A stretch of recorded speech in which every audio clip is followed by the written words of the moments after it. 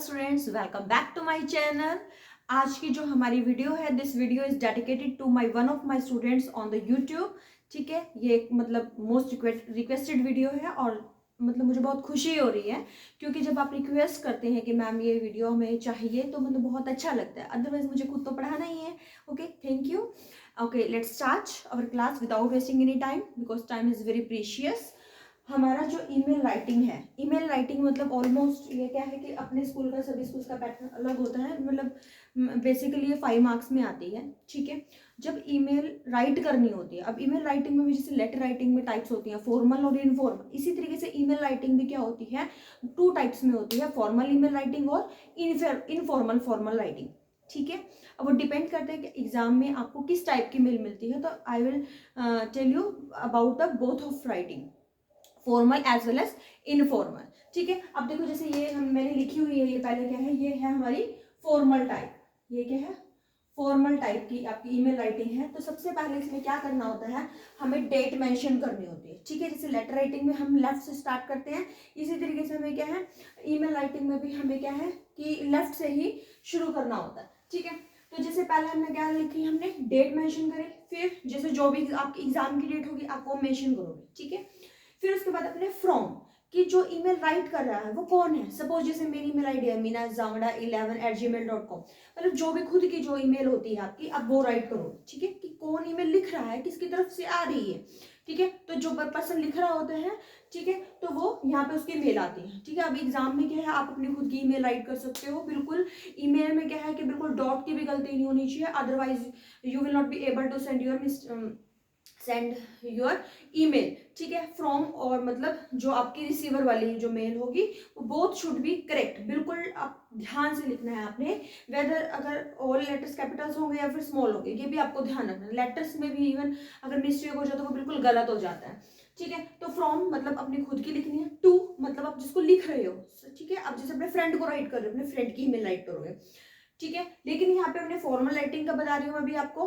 Formal में क्या है कि सपोज जैसे आपने किसी कोर्स के रिगार्डिंग आपने पूछना है, तो वो जो मतलब जो उनकी मेल होगी, जिस मतलब कि आप यूनिवर्सिटी में भेज रहे हो, तो उसका एड्रेस आपको होगा। ठीक है, तो वो लिखना है आपने, ईमेल एड्रेस राइट करना है।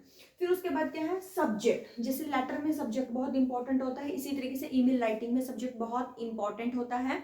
ठीक है, subject should be only on 2 और 3 वर्ड्स, ज्यादा लेंथी नहीं होना चाहिए। सब्जेक्ट क्यों इंपॉर्टेंट होता है, क्योंकि when a person receive the email, तो it depends about on the subject matter. ठीक है, इफ सब्जेक्ट इज इंपॉर्टेंट और catchy, only then person open the mail. ठीक है, तभी, अदरवाइज तो क्या होता है कि यूनिवर्सिटीज में किसी भी कैंपस में बहुत सारी मेल आती है, दुनिया भर की मेल आती है। अब वो किस बेसिस पे खोले जाते हैं, किस बेसिस पे उसको ओपन करते हैं, वो डिपेंड करता है सब्जेक्ट कितना इंपॉर्टेंट है। ठीक है, तो सब्जेक्ट आपका बिल्कुल एक्यूरेट होना चाहिए।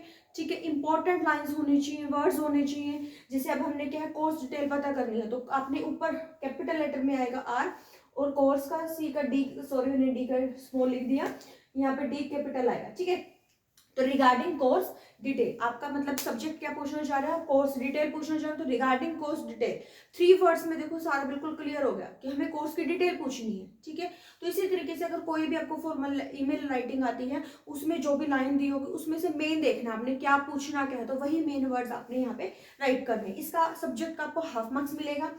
जिसको मेल कर रहे हो, जो मेल कर रहा है, जिसको कर रहे हो, उसका भी आपको हाफ मार्क्स मिलता है। ठीक है, फिर ये सैल्यूटेशन, इसका भी हाफ मार्क्स होता है। देखो लिखना ही क्या है, सिर्फ डियर सर या डियर मैडम लिखना है आपने। ठीक है, ये सैल्यूटेशन भी इंपॉर्टेंट होती है, आपको याद रखनी है चीजें। पहले डेट आएगी, फिर फ्रॉम, फिर टू, फिर सब्जेक्ट, फिर क्या है, सैल्यूटेशन डियर सर। ठीक है, फिर उसके बाद आपने स्टार्ट कर देना है, I have pass the BSc degree examination with computers, कि मैंने अपनी BSc कंप्यूटर से मतलब कर ली है। एज द मेन सब्जेक्ट, आपका मेन सब्जेक्ट है। आई इंटेंड टू की जगह आप आई विश टू भी कर सकते हो। I intend to have a course in electronic science, कि आपको कोर्स लेना है इलेक्ट्रॉनिक साइंस में। मतलब इसमें कोर्स तो कोई भी चेंज कर सकते हो। सपोज आपके पास कोई और आपको डिटेल जाननी है, फ्रेंच लैंग्वेज आपने करनी है कोर्स, तो उसकी जगह आप सब्जेक्ट तो कोई भी चेंज कर सकते हो। यहाँ पे चेंज हो जाएगा जो भी आपको, अगर आपकी जो कोर्स होगा BA का या जो भी है, मतलब BCom है, यहाँ पे चेंज हो जाएगा। फिर यहाँ पे आपका स्ट्रीम ये चेंज हो सकता है। फिर I intend to have a course in, यहाँ पे सब्जेक्ट कोई भी आ सकता है अगर कोई और टाइप आती है। And would like to know, ये सेम लाइनें रहेगी। Would like to know the details of the course course taught at your institution, कि मुझे कोर्स डिटेल चाहिए। ये लाइन तो आप किसी में भी लिख सकते हो, किसी भी कोर्स की आपको इंक्वायरी करनी है।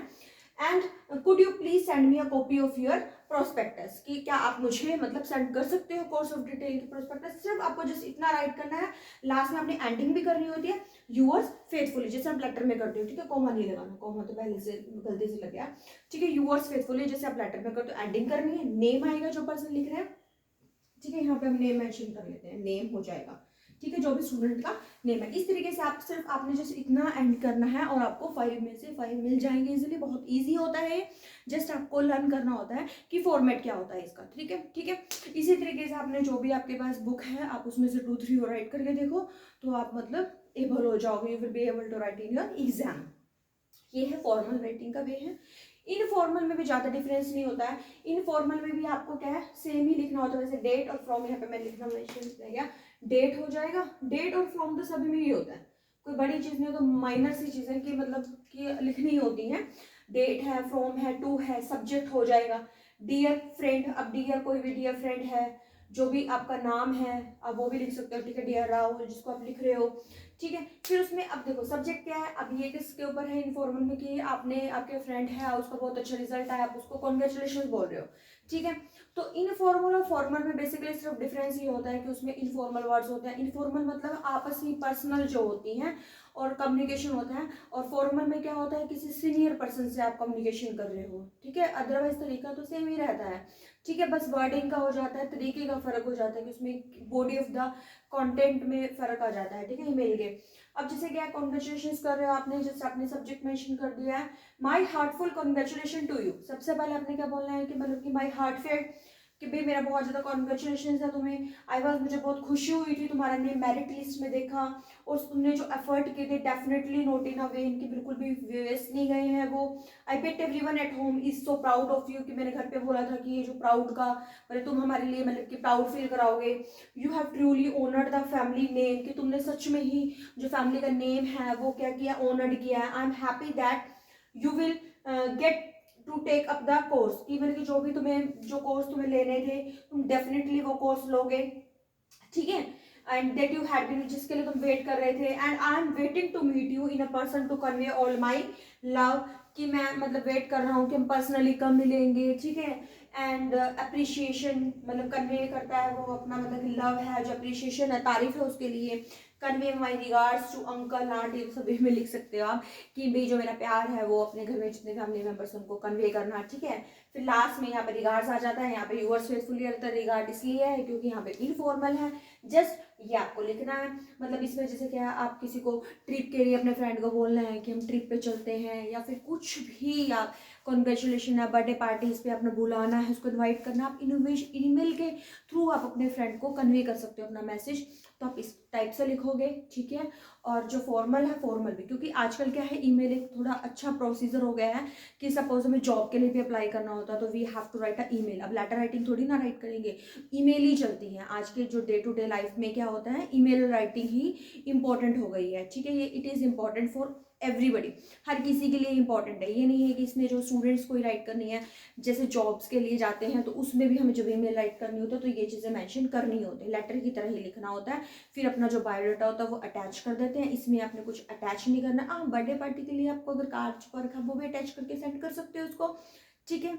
आई थिंक मैंने जो मेरी तरफ से मतलब मुझे लगता है कि इनके अलावा तो कुछ नहीं है इंपॉर्टेंट, बता दिया मैंने सब कुछ, कि जिसे जो लैंग्वेज होती है वो बहुत ल्यूसिड, बहुत सिंपल होती है, डिफिकल्ट नहीं लिखना है, इन शॉर्ट में लिखना है, कोई भी बातों की रेपिटेशन नहीं करनी है। ग्रामर स्पेलिंग एक बार आपको राइट करने के बाद उसको चेक कर लेना है कि उसमें कोई मतलब कि एरर तो नहीं रह गया है, ठीक है। आई थिंक हो गया है सब कुछ।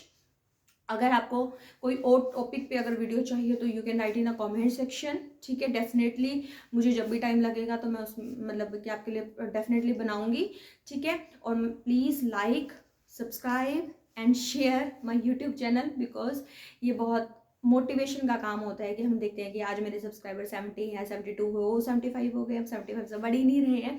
तो please please, okay, thank you, okay, meet you in next video.